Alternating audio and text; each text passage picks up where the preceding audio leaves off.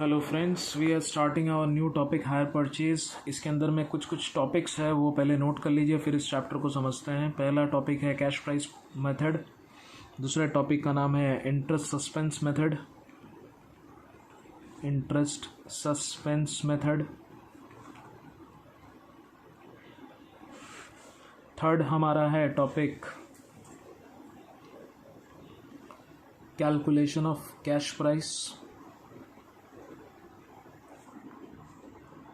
Calculation of cash price. फिर है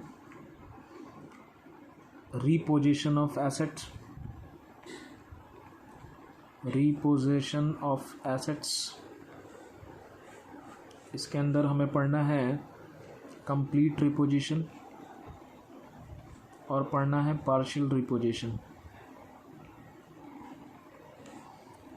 fifth number point है हमारा hire purchase trading account, HP trading account. और नंबर 6 है स्टॉक एंड डेटर मेथड। ये सब हमारे कुछ टॉपिक्स हैं। कौन सा किस टॉपिक के अंदर में आता है सब हम लोग क्लास के दौरान सीख लेंगे। ये हमारा कुछ टॉपिक्स है। ये टॉपिक CA इंटर के लिए भी है, ये टॉपिक CMA इंटर के लिए भी है।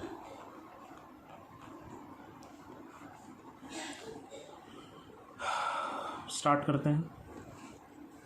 हायर परचेज का मतलब क्या होता है? What is hire purchase? What is hire purchase? Hire purchase अगर आपको समझना है तो पहले इसका नीड समझिए। जैसे मान लीजिए क्या कोई ट्रेडर है, कोई एक ट्रेडर है, उसको बिजनेस करने के लिए एसेट चाहिए। ट्रेड करने के लिए उसको एसेट्स चाहिए। इस एसेट्स को खरीदने के लिए एक अच्छा खासा लमसम रुपया लगेगा। थोड़ा देर के लिए सोचते हैं, वो रुपया लगेगा ₹1,00,000। ये ₹1,00,000 ये ट्रेडर के पास अभी नहीं है और उसे ये एसेट्स खरीदना भी है। तो क्या वो इस एसेट्स को खरीद पाएगा? खरीद पाएगा, डेफिनेटली खरीद पाएगा। उस खरीदने के लिए क्या करना पड़ेगा? उसको इस ₹1,00,000 में से कुछ पोर्शन उन्हें अभी स्पॉट पेमेंट करना पड़ेगा। मतलब ये बात उनको कौन बताएगा? ये बात उनको वेंडर के साथ एग्रीमेंट करना पड़ेगा। ये वेंडर कौन होते हैं? वेंडर वो लोग होते हैं जो इस तरह का एसेट्स ट्रेडर लोग को बेचते हैं। अगर ट्रेडर को ये एसेट्स चाहिए, ठीक है, और उनको एक बार में फुल पेमेंट नहीं करना है, तो वेंडर उसको ऑप्शन देता है कि आप ये एसेट्स खरीद सकते हैं। इसके लिए आपको क्या करना होगा? कुछ पोर्शन आपको डाउन पेमेंट करना होगा, रिमेनिंग पैसा आपको कुछ इंस्टॉलमेंट्स में पे कर देना होगा। इससे क्या होता है? ट्रेडर को ये एसेट्स भी मिल जाएगा यूज़ करने के लिए और वो आराम से पेमेंट इनका इंस्टॉलमेंट में पे करते हुए भी चला जाएगा। तो ये सिस्टम ऑफ परचेजेस को हम लोग बोलते हैं हायर परचेज। वैसे इसका सिस्टम समझने के लिए हम आपको बता दें, सबसे पहले एक नॉर्मल नॉर्म समझ लीजिए। वेंडर आपको एसेट्स देगा प्रोवाइडेड आपको कुछ पैसा, थोड़ा सा भी पार्ट पेमेंट आपको देना पड़ेगा। उस पार्ट पेमेंट को हम लोग बोलते हैं डाउन पेमेंट। डाउन पेमेंट, मान लीजिए आपने डाउन पेमेंट ₹20,000 कर दिया, तो आपका ₹80,000 पैसा अभी भी आउटस्टैंडिंग रहेगा। ये आउटस्टैंडिंग पेमेंट ही अब आप नंबर ऑफ़ इंस्टॉलमेंट्स में पे करोगे। अभी डिपेंड करता है कि वेंडर के साथ आपका कितना नंबर ऑफ़ इंस्टॉलमेंट्स का कॉन्ट्रैक्ट होता है। अगर आपका नंबर ऑफ़ इंस्टॉलमेंट बात हुआ है 10 इंस्टॉलमेंट में आपको देना है, तो आपका एक इंस्टॉलमेंट कितने का पड़ेगा? Which is principal amount. Principal instalment कितना पड़ेगा आपका? ₹80,000। 10 इंस्टॉलमेंट्स में आप देंगे तो एक इंस्टॉलमेंट आपको ₹8,000 का आपको देना पड़ेगा। लेकिन ये याद रखिएगा प्रिंसिपल अमाउंट है। आप जब भी प्रिंसिपल अमाउंट 8,000 पर इंस्टॉलमेंट पे करेंगे, अगर मान लीजिए ये इंस्टॉलमेंट्स आप ईयरली दे रहे हैं, ये ईयरली भी हो सकता है, मंथली भी हो सकता है, क्वार्टरली भी हो सकता है, ये डिपेंड करता है आपका कॉन्ट्रैक्ट के ऊपर वेंडर के साथ। तो आपको ₹80,000 रिमेनिंग 10 इंस्टॉलमेंट्स में अगर आपका देने हैं, तो आपको एक इंस्टॉलमेंट ₹8,000 पर इंस्टॉलमेंट पड़ेगा, प्लस इसमें इंटरेस्ट भी आपको देना पड़ेगा। ये इंटरेस्ट पोर्शन किसके ऊपर लगता है? ये परसेंटेज लगता है जितना पैसा आप आउटस्टैंडिंग रखे हैं आप। Percentage on outstanding balance. तो ये कुछ थीम है हायर परचेज का। इसी तरीके से हायर परचेज काम करती है। तो इसके लिए और आपको समझना है तो इन डिटेल में इसको और अच्छे से समझाता हूँ। हायर परचेज का सबसे पहले आपको समझना पड़ेगा बिजनेस में कितने तरीके से परचेजेस होता है। System of purchases. बिजनेस में परचेज करने का 3 तरीका होता है। तरीका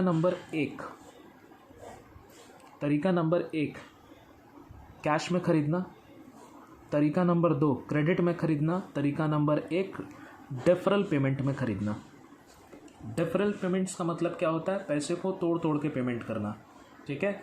कैश में क्या हो गया कि अगर आप सामान खरीदेंगे तो आपको अभी पूरा पैसा देना पड़ेगा। क्रेडिट में पूरा पैसा हम लोग एक फिक्स पीरियड ऑफ टाइम के बाद पेमेंट करेंगे। और डेफरल में क्या होता है? कुछ पैसा हम अभी देंगे, कुछ पैसा तोड़ तोड़ के देंगे इंस्टॉलमेंट्स में। तो अगर आप मान लीजिए कैश में आप सामान अगर खरीदते हैं तो आप अपने बुक्स में एंट्री क्या लिखोगे? ये डिपेंड करता है कि ये जो आप सामान खरीद रहे हैं वो आपके लिए गुड्स है कि आपका ये एसेट्स है। अगर ये आपके लिए गुड्स बना तो आप लिखेंगे, तो आप अपना लिखेंगे परचेजेस अकाउंट डेबिट। अगर आप ये एसेट्स के रूप में खरीदना चाहते हैं तो हम यहाँ पे लिखेंगे assets account debit to bank account. हो सकता है ना कि आप जो सामान खरीद रहे हैं फिर ये आप इसका रीसेलिंग कर दें तो आपके लिए फिर तो ये क्या होगा? परचेजेस अकाउंट डेबिट हो जाएगा जो आप सामान खरीद रहे हैं। और अगर आप जो सामान खरीद रहे हैं इस तरीके से अगर आप उसको एसेट्स बोल के रखना चाहते हैं, ठीक है, तो आप एसेट्स अकाउंट डेबिट बोल के लिखेंगे टू बैंक अकाउंट। अगर आप एक बार में स्पॉट पैसा देके खरीदते हैं तो। अगर आप उधार में खरीदते हैं तो आप एंट्री क्या लिखोगे? अगर आप एसेट्स उधार में खरीदते हैं तो आप एंट्री लिखेंगे assets account debit to creditors for assets account, to creditor for assets account. तो आपने तो ये तो सीख लिया कि कैश में सामान खरीदते हैं तो क्या एंट्री होगा, क्रेडिट में सामान खरीदते हैं तो क्या एंट्री होगा। लेकिन अगर आप उधार में खरीदते हैं, ये रहा क्रेडिट मतलब उधार में खरीद रहे हैं तो एंट्री होगा assets account debit to creditor for assets. लेकिन अगर आप पैसा डेफरल पेमेंट्स में खरीदेंगे मतलब ब्रेक करके पेमेंट करेंगे, मैंने कुछ पेमेंट अभी, कुछ पेमेंट कुछ पीरियड के बाद, फिर और कुछ पेमेंट कुछ पीरियड के बाद, तो आपका पेमेंट देने का जो तरीका होता है उसको हम लोग बोलते हैं डेफरल पेमेंट्स। मतलब पेमेंट देंगे थ्रू आउट द पीरियड देंगे हम लोग। ऐसे सिस्टम ऑफ अकाउंटिंग को बोलते हैं deferral payment system of accounting को बोलते हैं इंस्टॉलमेंट में सामान खरीदना। तो यहाँ पर जब हम लोग इंस्टॉलमेंट में जब हम लोग सामान खरीद रहे हैं इंस्टॉलमेंट में, इसी के ऊपर ये चैप्टर का टॉपिक है कि आप लोग को हायर परचेज अकाउंटिंग जो ये टॉपिक है वो इसी टॉपिक के अंदर में आता है, डेफरल पेमेंट्स के सिस्टम के अंदर में। अब ये जो डेफरल पेमेंट ऑफ सिस्टम है जहाँ पे इंस्टॉलमेंट में पे करते हैं, इसको पेमेंट देने का 2 अलग अलग एग्रीमेंट होता है। एक है हायर परचेज एग्रीमेंट, मतलब अगर आप इंस्टॉलमेंट में खरीद रहे हैं तो ये इंस्टॉलमेंट में खरीदने का 2 सिस्टम है। एक हायर परचेज सिस्टम में खरीद लीजिए और एक होता है इंस्टॉलमेंट पेमेंट सिस्टम में खरीद लीजिए। एक हायर परचेज में खरीद लीजिए, एक इंस्टॉलमेंट पेमेंट सिस्टम में खरीद लीजिए। अगर आप हायर परचेज सिस्टम में खरीदते हैं तो आपको क्या होगा? सामान आप तुरंत ही डिलीवरी पा जाएंगे, इमीडिएट डिलीवरी हो जाएगा आपको, इमीडिएट डिलीवरी। अगर आप हायर परचेज सिस्टम में लेंगे तो आपको इमीडिएट डिलीवरी मिलेगा, तो संग संग डिलीवरी मिल जाएगा किसका? ऑफ एसेट्स का। नंबर 2, आपको स्पॉट अभी कुछ पेमेंट देना पड़ेगा जिसको हम लोग बोलते हैं डाउन पेमेंट रिक्वायर्ड। ठीक है। नंबर 3, ओनरशिप, सामान जो आप खरीद रहे हैं हायर परचेज सिस्टम पे, इसका ओनरशिप आपको अभी नहीं मिलेगा। ओनरशिप आपको कब मिलेगा? जब ये एग्रीमेंट आपका ख़त्म होगा तब, मतलब जब आप सारा इंस्टॉलमेंट्स दे के क्लियर कर दोगे तब आपको इसका ओनरशिप मिलेगा। HP एग्रीमेंट में ओनरशिप जो होता है, ownership transferred at the end of what? At the end of payment of installments.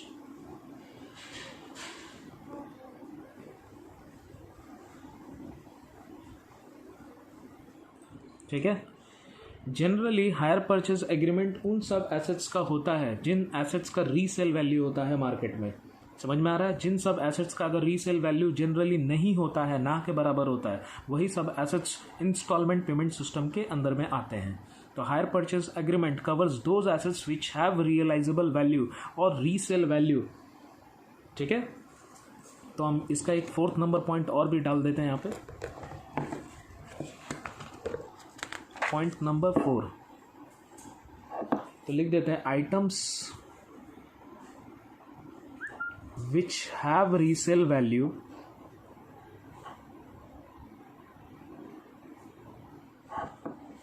Covered under higher purchase system. ठीक है, जिस आइटम्स का रीसेल वैल्यू होता है वही सब हायर परचेज सिस्टम के अंदर में आते हैं। ठीक है, नंबर 5 पॉइंट, अगर हम इंस्टॉलमेंट नहीं पे कर पाएँ तो फिर क्या होगा।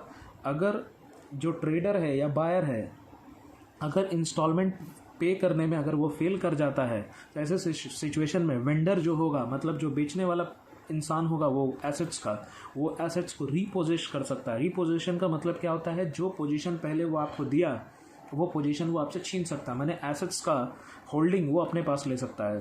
तो यहाँ पे लिख ले रहे हैं इफ ट्रेडर नहीं लिखते, if buyer is unable to pay the required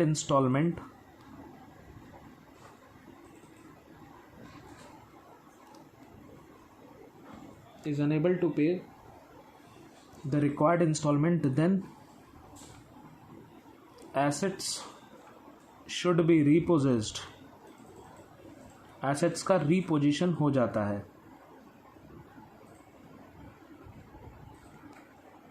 then assets should be repossessed।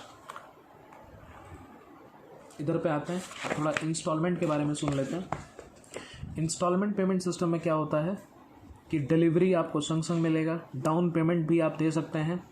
Third, ownership अभी नहीं होगा, ओनरशिप आपको जो ट्रांसफ़र होगा वो एट द एंड में नहीं होगा, वो अभी भी नहीं होगा। ओनरशिप जो होगा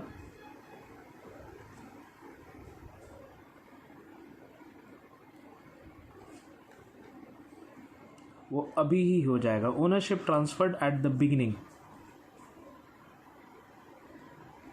ownership will be transferred at the beginning. याद रखिएगा, ओनरशिप ट्रांसफर होता है हायर परचेज सिस्टम में at the end of the payment of instalment, और इंस्टॉलमेंट पेमेंट सिस्टम में क्या होगा कि ओनरशिप जो ट्रांसफर होगा एट द बिगिनिंग, अभी तुरंत ही हो जाएगा। ठीक है,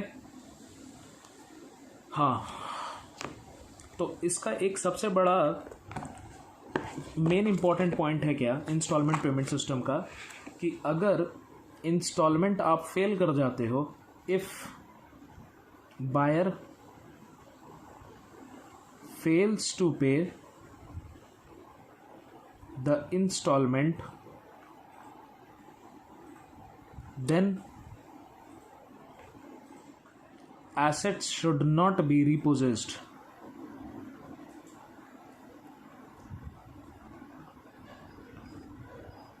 एसेट को रीपोजेस नहीं किया जाएगा, एसेट को रीपोजेस नहीं किया जाएगा। ठीक है, पॉइंट नंबर ये 4 था। पॉइंट नंबर 5 में आते हैं हम लोग। इंस्टॉलमेंट पेमेंट सिस्टम में अगर आपने इंस्टॉलमेंट को पेमेंट देने में अगर आप फेल कर गया, अगर आप बायर हैं और बायर ने इंस्टॉलमेंट को पेमेंट देने में फेल कर गया, तो वो एसेट्स रीपोजेस नहीं होगा। तो क्या होगा, वहाँ पर बायर को ये इंस्टॉलमेंट देने के लिए वेंडर के रिक्वायर्ड, क्या बोलते हैं हम ऐसे बोले कि अगर बायर ने इंस्टॉलमेंट नहीं पे किया तो वेंडर आपको कोर्ट लेके जाएगा। कोर्ट मतलब रिकवरी के लिए सू करेगा आपको। समझ में आ रहा है? तो मतलब हम ये लिख लेते हैं, if instalment not paid, no repossession, here the seller can sue the buyer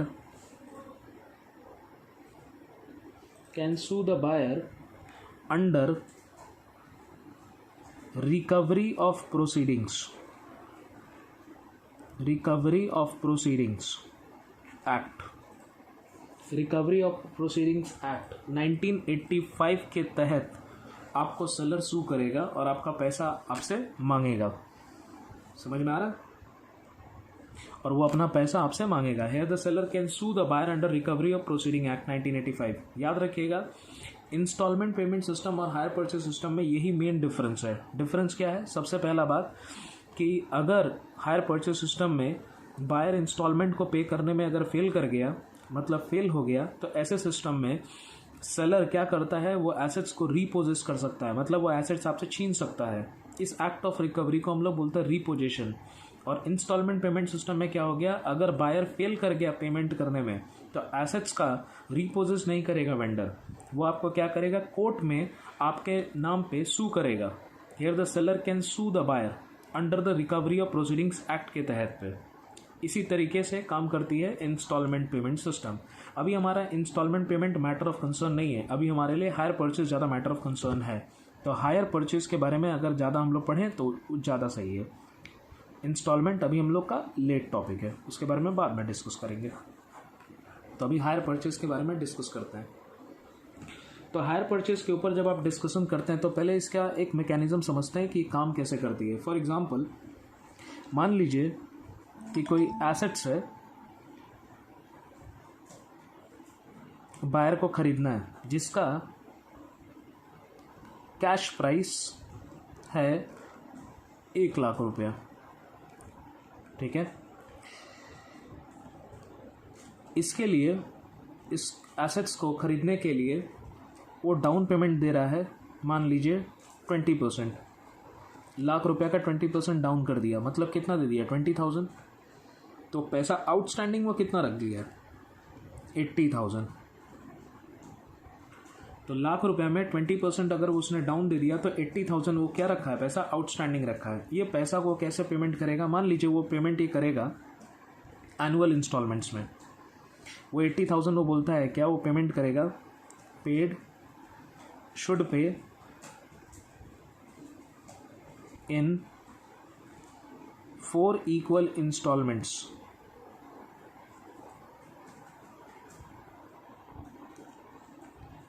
per annum.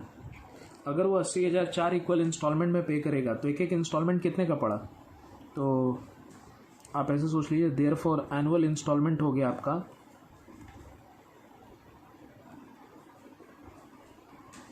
80,000 4 instalment में, तो एक एक इंस्टॉलमेंट कितने रुपए का हो गया, 20,000 रुपया पर एनम। लेकिन ये याद रखिएगा, ये प्रिंसिपल इंस्टॉलमेंट है, मतलब इसमें इंटरेस्ट नहीं है और आपको इंटरेस्ट के साथ देना है। तो पैसा आप कैसे देंगे, आप, ये रहा सिस्टम।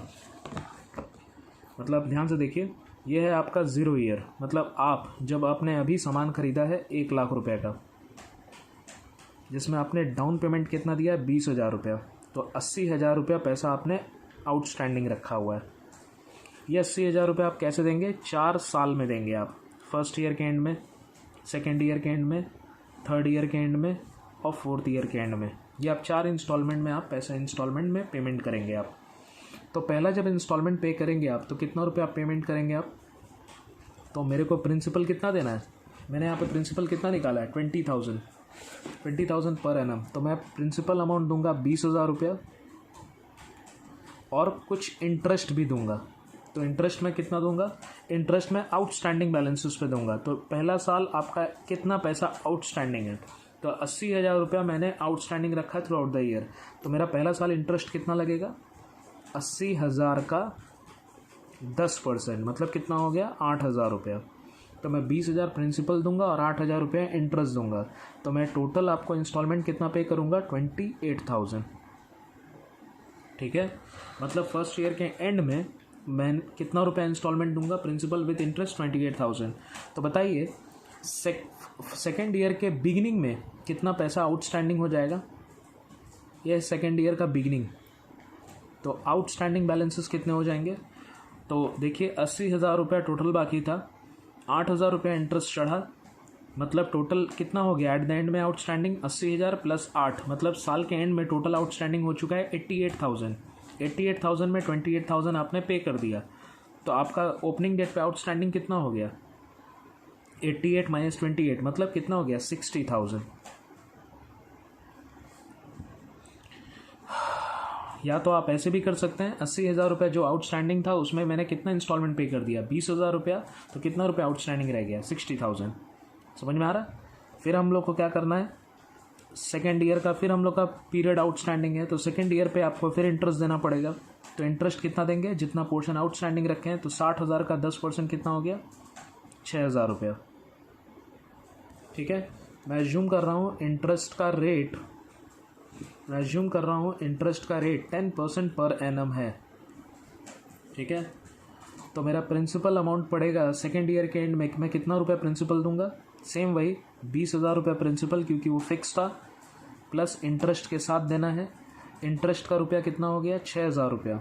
तो मैं टोटल कितना दूंगा, 26,000 रुपया इंस्टॉलमेंट। ठीक है, तो थर्ड ईयर बिगिनिंग में कितना पैसा आउटस्टैंडिंग हो गया। अब तो आप ऐसे देख लीजिए, 60,000 था, 20,000 रुपये इंस्टॉलमेंट पे कर दिया मैंने, तो बचा कितना मेरे पास, 40,000 रुपया। तो मैं यहाँ पे लिखूँगा आउटस्टैंडिंग अब मेरा कितना हो गया, 60 - 20 मतलब 40,000 रुपया। स्टूडेंट्स कुछ चाहें तो ऐसे भी समझ सकते हैं, 80,000 आपका फर्स्ट ईयर बिगिनिंग में पैसा आउटस्टैंडिंग था, 80,000 में 8,000 रुपया थ्रू आउट द ईयर आपका इंटरेस्ट बन गया, तो आपका टोटल आउटस्टैंडिंग पीरियड के एंड में कितना हो गया, 88,000 में 28,000 आपने पे कर दिया, तो कितना रुपया बाकी हो गया, 60,000। यही 60,000 आपका बिगनिंग में दिखा रहा है। ठीक है, फिर इस पीरियड का भी आप ऐसे देखें तो 60,000 + 6, तो आपका साल के एंड में, सेकेंड ईयर के एंड में 66,000 ड्यू हो गया है। 66 में 26,000 रुपये आपने पे कर दिया है, तो कितना बाकी है आपका, 40,000 रुपये। यही 40,000 रुपये थर्ड ईयर के बिगनिंग में शो कर रहा है। तो आप चाहें तो 80 - 20 करके भी 60 निकाल सकते हैं, नहीं तो 80 + 8 88 - 28,000। अगर आप ड्यू के साथ इंटरेस्ट जोड़ रहे हैं तो इंस्टॉलमेंट में भी आप इंटरेस्ट जोड़ेंगे, और तब जा करके आप अपना 60,000 निकालिए, और नहीं तो आप प्रिंसिपल में से प्रिंसिपल डिडक्ट करके काम कर सकते हैं।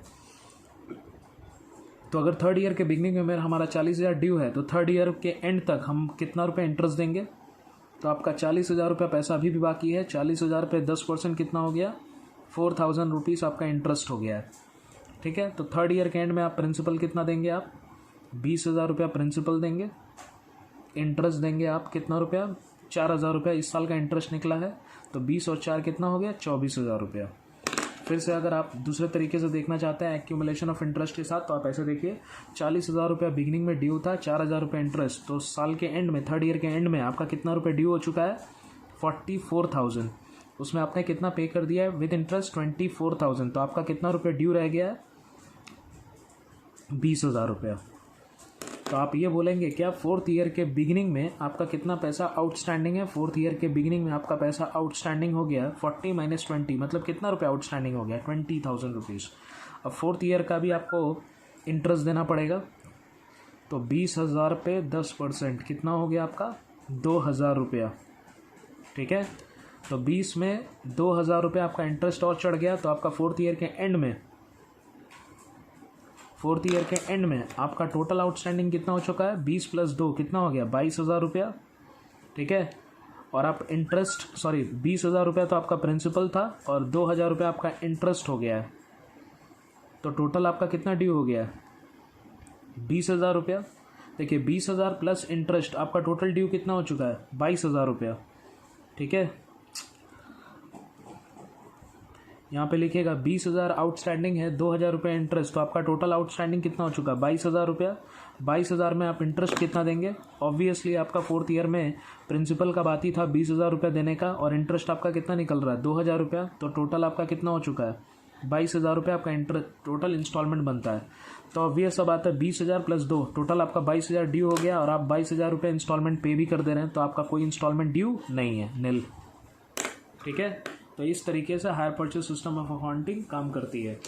क्लियर से एक बार देख लीजिए, लाख रुपया का सामान था आपका, 20,000 रुपये डाउन पेमेंट आपने पे कर दिया, तो 80,000 रुपये आउटस्टैंडिंग है। 80,000 रुपये जो आउटस्टैंडिंग है उसको आप 4 इंस्टॉलमेंट में देंगे, एक एक इंस्टॉलमेंट आपका कितना रुपये का है, 20,000 रुपये करके एवरी ईयर का है। ठीक है, लेकिन ये जो इंस्टॉलमेंट आपको देना है, ये जो इंस्टॉलमेंट आपने निकाला, ये प्रिंसिपल इंस्टॉलमेंट है, आपको तो इंटरेस्ट के साथ जो देना है वो फाइनल इंस्टॉलमेंट होता है। तो वो कैसे निकालेंगे आप, तो इंटरेस्ट का पैसा निकालने के लिए आपको पहले क्या करना पड़ेगा, देखना पड़ेगा कि बिगिनिंग ऑफ द ईयर में आपने कितना पैसा आउटस्टैंडिंग रखा है। तो लाख रुपए में 20,000 तो पे कर दिया, तो 80,000 रुपये आपका आउटस्टैंडिंग है। 80,000 पे साल भर का इंटरेस्ट कितना पड़ गया, 80,000 का 10% हो गया 8,000 रुपया, तो 20,000 रुपया प्रिंसिपल + 8,000 रुपया इंटरेस्ट, तो आपको साल के एंड में कितना देना है, 28,000 रुपया। ठीक है, सेकेंड ईयर के बिगनिंग में आप क्या दिखाएंगे कि आपका पैसा आउटस्टैंडिंग कितना है, तो आपको ऐसे समझना पड़ेगा 80,000 रुपया टोटल बाकी था, 8,000 रुपया साल भर का ब्याज, तो साल के एंड में कितना रुपया टोटल बाकी हो गया 88,000। 88,000 में 28,000 आपने पे कर दिया, तो अभी भी कितना बाकी है 60,000 रुपया। तो सेकेंड ईयर के बिगनिंग में आप लिखेंगे 60,000 रुपया बाकी है। फिर सेकेंड ईयर का आप इंटरेस्ट दिखाएंगे, सेकेंड ईयर का इंटरेस्ट कितना दिखाएंगे आप, तो 60,000 रुपया आपका बाकी है, बाकी पे 10% लगा इंटरेस्ट कितना हो गया 6,000 रुपया। तो आपको बताना है कि सेकेंड ईयर में आपका प्रिंसिपल कितना है 20,000 रुपया प्लस इंटरेस्ट का पोर्शन कितना है 6,000 रुपया। तो आपको इस साल इंस्टॉलमेंट में कितना देना है 26,000 रुपया। तो सेकेंड ईयर के एंड में आपका कितना बाकी रह जाएगा, तो 60,000 आपका सेकेंड ईयर के बिगनिंग में बाकी था, 6,000 रुपये इंटरेस्ट लेके हो गया टोटल 66,000, उसमें आपने 26,000 रुपये इंस्टॉलमेंट पे कर दिया, तो आपका 40,000 बाकी हो गया। यही 40,000 है, 40,000 पे 10% आपका लगा 4,000 रुपया, तो टोटल 44,000 साल के एंड में ड्यू हो चुका है।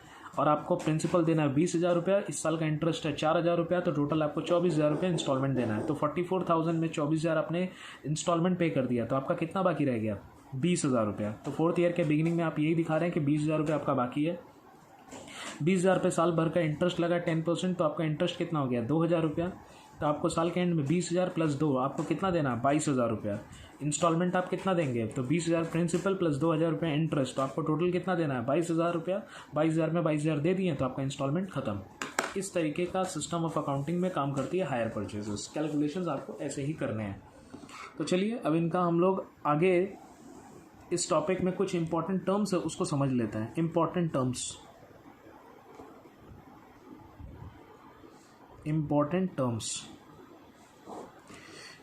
टर्म्स में अगर बात करें तो नंबर 1 सबसे पहले है हायर परचेजर। हायर परचेजर का मतलब क्या हो गया, परचेजर इन एचपी एग्रीमेंट। परचेजर इन एचपी एग्रीमेंट, इस एग्रीमेंट में जो परचेजर होता है उसको हम लोग बोलते हैं hire purchaser. Number 2 hire vendor. Hire vendor कौन हो गया, सेलर इन एचपी एग्रीमेंट। इस एचपी एग्रीमेंट में जो सेलर होता है इसी को हम लोग बोलते हैं higher vendor. Number 3 cash price.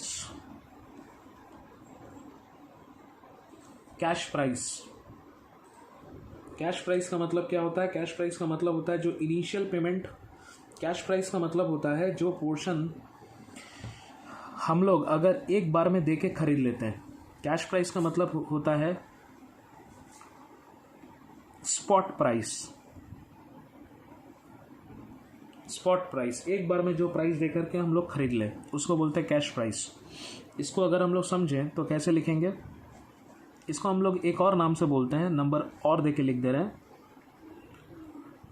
Cash down price. Cash price का एक और नाम है कैश डाउन प्राइस।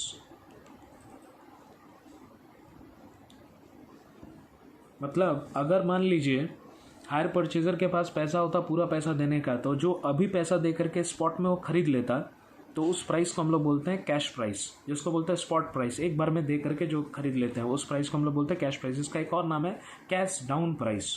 ठीक है, अगर कैश प्राइस देखें तो परचेजर के लिए कैश प्राइस का मतलब क्या है, परचेजर के लिए कैश प्राइस का मतलब क्या होता है, उसके लिए वो एक कॉस्ट है। लेकिन सेलर के पॉइंट ऑफ व्यू से अगर हम देखें तो उसके लिए कैश प्राइस का मतलब क्या होता है, उसमें उसका कॉस्ट में कुछ प्रॉफिट भी रखा हुआ है। सेलर के लिए कैश प्राइस का मतलब क्या हो, जब वो कॉस्ट में अपना कुछ प्रॉफिट रख ले और तब वो प्राइस बनाता है तो उसको बोलता है कैश प्राइस।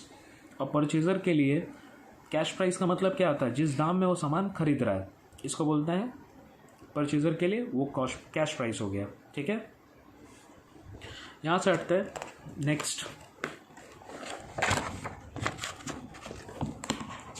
पॉइंट हो गया 3। पॉइंट नंबर 4 में आते हैं डाउन पेमेंट।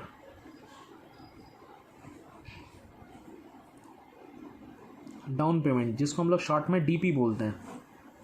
डाउन पेमेंट क्या है, it is a part payment, it is the part payment paid by purchaser, it is the part payment paid by the purchaser on signing off contract,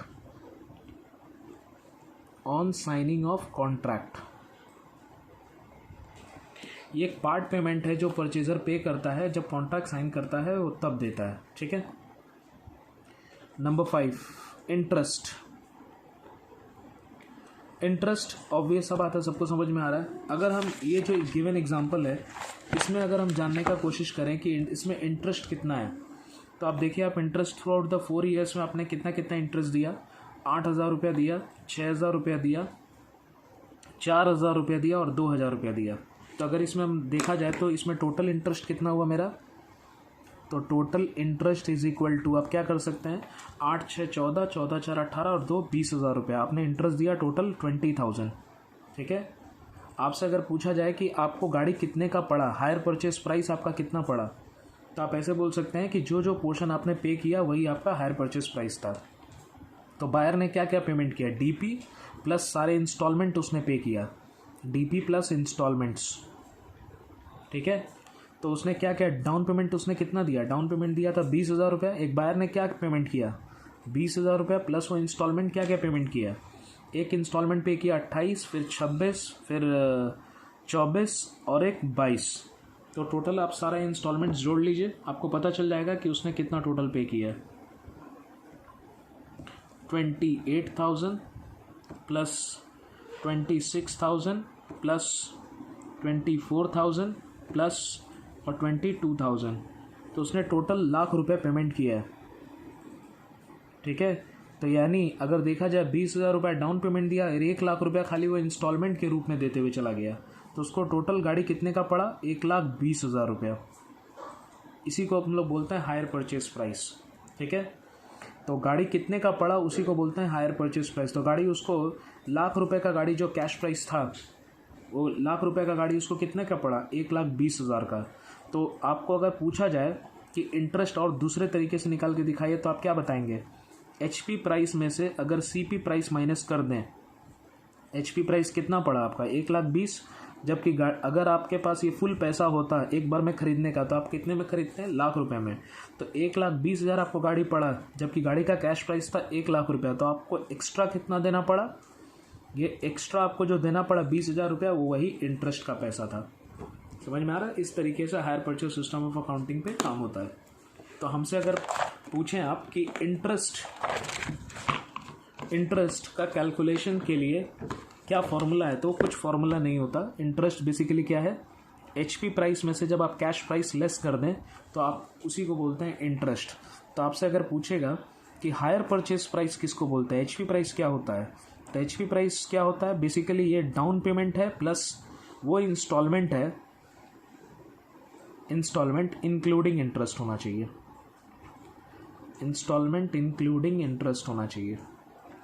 तो HP price basically क्या हो गया, down payment plus instalment including interest, ठीक है। अच्छा, एक और है कैश प्राइस। कैश प्राइस अगर आपको सम्स में डायरेक्टली नहीं दिया हुआ है तो कैश प्राइस आप कैसे निकाल सकते हैं, आप डाउन पेमेंट ले लीजिए और जितना भी इंस्टॉलमेंट है एक्सक्लूडिंग इंटरेस्ट वाला ले लीजिए। एक्सक्लूडिंग इंटरेस्ट वाला अगर हम ले लेते हैं तो उसी को हम लोग बोलते हैं कैश प्राइस। ऑब्वियस सब आता है, अगर हम सम्स में देखा जाए इस एग्जाम्पल्स में जो हम ये एग्जाम्पल किए, उसमें अगर हमसे पूछा जाए कि इस गाड़ी का अगर कैश प्राइस नहीं होता तो हम कैसे निकालते हैं इस गाड़ी का कैश प्राइस, तो आप ऐसे भी देख लीजिए कैश प्राइस कैसे निकाला जा सकता है 1,00,000 रुपया। कुछ नहीं करना आपको, या तो आप ऐसे बोल दीजिए एचपी में से इंटरेस्ट हम लेस कर दे तो गाड़ी का कैश प्राइस आ जाएगा, नहीं तो सोचिए आप 20,000 रुपये डाउन पेमेंट दिए हैं। बेसिकली कैश प्राइस का मतलब क्या होता है, एक ऐसा प्राइस जिसके अंदर में इंटरेस्ट कॉम्पोनेंट नहीं होना चाहिए। तो आपका डाउन पेमेंट 20,000 जो है वो तो इंटरेस्ट है नहीं उसमें, वो तो रॉ अमाउंट है कैश, और प्रिंसिपल जितना भी आपने दिया है बस उसी को आप सम अप कर दीजिए, आपको कैश प्राइस पता चल जाएगा। मतलब सारा प्रिंसिपल एक्सक्लूडिंग इंटरेस्ट 20,000 इंटू 4 मतलब 80,000 और डाउन पेमेंट प्लस 20,000 मतलब टोटल कितना हो गया, 1,00,000 रुपये। यही गाड़ी का कैश प्राइस है। तो गाड़ी का कैश प्राइस अगर आपको पता करना है थ्रू अनदर वे तो आप ऐसे भी लिख सकते हैं, गाड़ी का जो डाउन पेमेंट होता है प्लस इंस्टॉलमेंट ऐसा वाला जिसमें इंटरेस्ट नहीं होना चाहिए। तो ये पूरा कुछ इंपॉर्टेंट टर्म्स है हायर परचेज में। अब हम लोग हायर परचेज का कुछ जर्नल एंट्रीज भी देख लेते हैं। तो जर्नल एंट्रीज करने के लिए पहले आपको समझना पड़ेगा कि यहाँ पे मेथड ऑफ अकाउंटिंग क्या क्या है। हायर परचेज में 2 मेथड ऑफ अकाउंटिंग है। मेथड ऑफ अकाउंटिंग, इसमें 2 मेथड है। नंबर 1 एक है कैश प्राइस, जिसको हम लोग क्रेडिट परचेज मेथड भी बोलते हैं,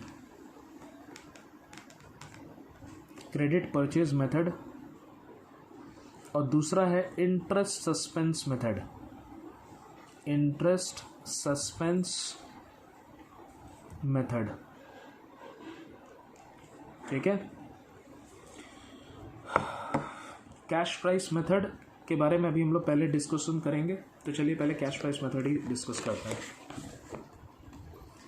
कैश प्राइस मेथड,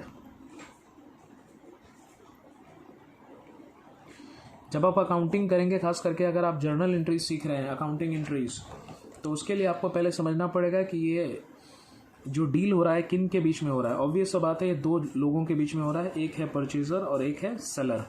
परचेजर को हम लोग बोलते हैं हायर परचेजर और सेलर को हम लोग बोलते हैं हायर वेंडर। अकाउंटिंग एंट्रीज जब करेंगे तो आपको मोड बाय मोड याद होना चाहिए।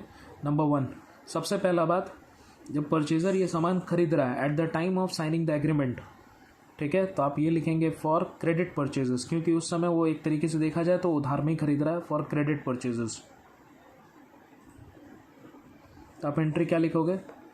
परचेजर अपने बुक्स में एंट्री लिखेगा एसेट अकाउंट डेबिट। नॉर्मली तो asset account debit to creditor होता है, लेकिन हायर परचेज सिस्टम में आपको लिखना पड़ेगा कि परचेजर ने एसेट तो खरीदा, लेकिन इसका पैसा उसको किसको देना है? हायर वेंडर को। तो asset account debit to hire vendor account लिखेंगे आप। ठीक है, ये एंट्री आपको कब करना है? At the time of signing the agreement. समझ में आ रहा है? ये एंट्री आपको तब करना है। तो उस समय आप कौन से अमाउंट से इसको डेबिट करोगे, ये एंट्री दिखाओगे? तो ये आपको दिखाना है कैश प्राइस के अमाउंट से, ये गाड़ी का कैश प्राइस कितना था, यह सामान एसेट का कैश प्राइस कितना था। फॉर क्रेडिट परचेज आप लिखेंगे asset account debit to hire vendor account. अगर ये खरीद रहा है तो ऑब्वियसली बात है ये बेच रहा है। फॉर क्रेडिट सेल्स, तो वेंडर अपने बुक्स में क्या लिखेगा कि वो किसको बेचा है। नॉर्मली क्रेडिट सेल का एंट्री क्या होता है? वेंडर के पॉइंट ऑफ व्यू से डेटर टू सेल्स। तो यहाँ पर वेंडर ने किसको बेचा है? परचेजर को। तो उसके लिए डेटर कौन है? Hire purchaser. तो आप लिखिएगा hire purchaser account debit, hire purchaser account debit. और टू सेल्स मत लिखिएगा, आपको यहाँ पे लिखना पड़ेगा, क्योंकि हायर परचेज अकाउंटिंग है, तो आपको यहाँ पे लिखना पड़ेगा टू HP सेल्स। सेल्स आप कब लिखते हैं? जब आप स्पॉट में अगर सामान बेच देते हैं तो एंट्री होता, जैसे कैश सेल या क्रेडिट सेल के सिचुएशन में, तो आप यहाँ पे लिख सकते हैं कि आपने क्रेडिट में सेल किया या कैश में सेल किया, तो आप 2 सेल्स लिखे हैं। लेकिन जब आप हायर परचेज सेल रख रहे हैं, ये तो पूरा एकदम सिस्टम ऑफ अकाउंटिंग एकदम ये अलग है, ये नया तरीके का ट्रेडिंग है।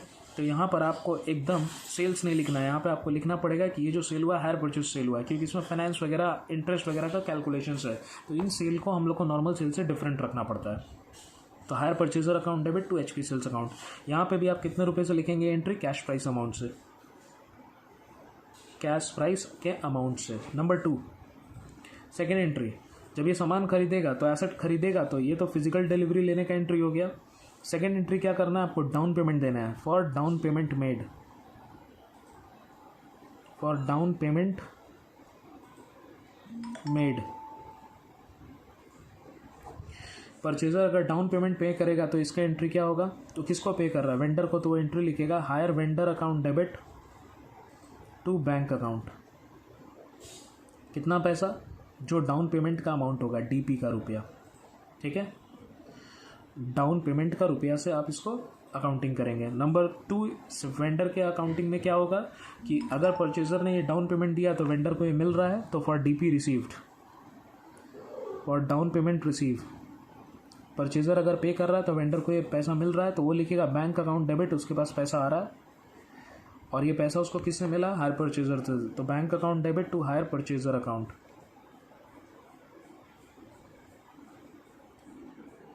ठीक है, DP के रुपए से। नंबर 3, आप लोग जब पहला एंट्री करते हैं, देखिए क्या क्या चीज़ का आप एंट्री कर रहे हैं, कैसे कैसे। सबसे पहला एंट्री आपने किया है, 1,00,000 गाड़ी का कैश प्राइस का, ये कैश प्राइस का अमाउंट था। फिर सेकंड एंट्री आपने किया डाउन पेमेंट का। फिर थर्ड एंट्री अब आपको करना है इंटरेस्ट का, कि आपने इंटरेस्ट आपको कितना देना है। फिर आप नेक्स्ट इंस्टॉलमेंट का एंट्री करेंगे जो 28,000 है। तो ठीक है, तो अभी हम लोग पहले करते हैं third entry for interest due. For interest due, तो बायर को तो इंटरेस्ट देना है, तो बायर के लिए तो इंटरेस्ट खर्चा है, तो ये अपने बुक्स में लिखेगा interest account debit, interest account debit to, ये किसको देना है उसको इंटरेस्ट, वेंडर को, तो interest account debit to hire vendor account. ठीक है, और ये क्या लिखेगा कि इसको इंटरेस्ट लेना है, तो ये भी लिखेगा अपने में फॉर इंटरेस्ट ड्यू। दिखाएगा कि हमको परचेजर से लेना है HP, मतलब hire purchaser account debit to, उसके लिए इंटरेस्ट इनकम है तो इंटरेस्ट को क्रेडिट करेगा टू इंटरेस्ट अकाउंट। वेंडर को हायर परचेजर से इंटरेस्ट लेना है तो उसके लिए वो डेटर हो गया hire purchaser account debit to interest account. Number fourth entry. अच्छा, इंटरेस्ट का परसेंटेज किसके ऊपर लगेगा, ये अमाउंट आएगा कैसे, percentage on outstanding balance, percentage on outstanding balance, यही चीज़ यहाँ पे भी है, परसेंटेज ऑन आउटस्टैंडिंग बैलेंस। ठीक है, fourth number entry. Interest component के बाद का एंट्री क्या होता है, इंस्टॉलमेंट पे करने का, तो for instalment paid, for instalment paid, instalment paid, purchaser को तो इंस्टॉलमेंट देना है, तो जब इंस्टॉलमेंट पे करेगा तो एंट्री लिखेगा किसको दे रहा है, वेंडर को, तो वो लिखेगा hire vendor account debit, hire vendor account debit to bank account. ठीक है, और ये जो इंस्टॉलमेंट पे करेगा वो कौन सा अमाउंट होगा, इसमें प्रिंसिपल भी होगा प्लस इंटरेस्ट भी होगा। ठीक है, और जब ये परचेजर पे करेगा तो वेंडर को ये मिलेगा, तो for instalment received, for instalment received, तो आप एंट्री क्या लिखेंगे, बैंक अकाउंट डेबिट, किससे मिल रहा है हमको, परचेजर से, तो bank account debit to hire purchaser account. और वेंडर भी कितना से दिखाएगा, वही प्रिंसिपल प्लस इंटरेस्ट का रुपया जो उसको मिलना है। ठीक है, फिफ्थ एंट्री, बहुत ज़्यादा भी एंट्री नहीं है इसमें। फिफ्थ एंट्री, क्योंकि ये परचेज़र है, परचेज़र तो परचेज़र के लिए जो एसेट है, और एसेट होगा तो एसेट के ऊपर डेप्रिसिएशन कैलकुलेट करेगा परचेज़र, क्योंकि उसको तो ये एसेट को यूज़ करना है, तो एसेट को अगर यूज़ करेगा तो डेप्रिसिएशन को करेगा। तो परचेज़र के बुक्स में नेक्स्ट एंट्री है फॉर डेप्रिसिएशन ऑन एसेट्स, तो वो एंट्री अपने बुक्स में क्या लिखेगा, depreciation account debit to assets account. ठीक है, क्या वेंडर को इस एसेट्स के ऊपर डेप्रिसिएशन कैलकुलेट करना, नो, उसने तो एसेट यूज़ करना ही नहीं है, उसने तो एसेट ये यूज़ करने के लिए परचेजर को दे दिया है, तो उसको अपने बुक्स में डेप्रिसिएशन का एंट्री नहीं होगा। सिक्स्थ एंट्री, परचेजर के बुक्स में अगर देखा जाए साल के एंड में जब फाइनल अकाउंट्स बनेगा परचेजर के बुक्स में, तो उसके लिए क्या क्या खर्चा होगा इस बिज़नेस में। सबसे पहला बात, वो अपने बुक्स में एक इंटरेस्ट पे कर रहा है जो नॉमिनल अमाउंट है, नॉमिनल अकाउंट है, इंटरेस्ट पोर्शन ये उसके लिए खर्चा है। दूसरा उसके लिए खर्चा क्या है, जो वो डेप्रिसिएशन चार्ज कर रहा है, तो ये दो खर्चे उनके PL के डेबिट में जाएंगे। तो for interest and depreciation charge to PL,